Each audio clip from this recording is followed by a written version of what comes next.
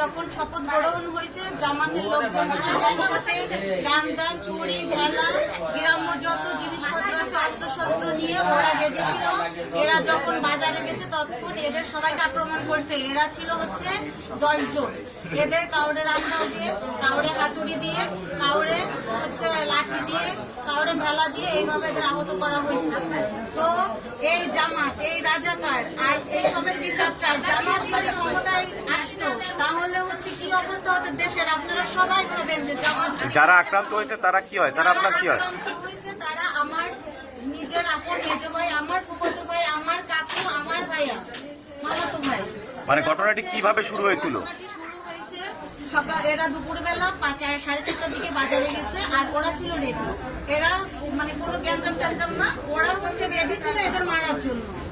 তো যদি আমি দল করে নিরাপত্তা না পাই তাহলে আমার দল করার কি দরকার? আমি এগুলো সবকিছুর বিচার চাই, বিচার চাই, এই মারামারির বিচার চাই। আপনারা তেরোখাদার কোন ইউনিয়নের বাসিন্দা? তেরোখাদা 6 নং ইউনিয়নের মধুপুর গ্রামে। এটা হচ্ছে আমি ছোট মধুপুর থেকে বলছি।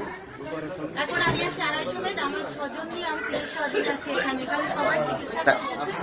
আপনি এই যে আপনার এই ঘটনা সম্পর্কে এই যে নবনির্বাচিত যিনি সংসদ সদস্য হয়েছেন তাকে বা তার আপনজন কাউকে জানিয়েছেন? না, তাদের আমাকে জানানোর কোনো সুযোগ হয় নাই। আর আমরা তো যখন দেখছি যে আমার স্বজন মৃত্যুর সাথে পাঞ্জা লড়ছে তখন তাদেরকে দৌড়াদৌড়ি করতে করতে আমরা এখন এই মাত্র এখানে এখন আমরা এইগুলো সবকিছু বিচার চাই, বিচার চাই।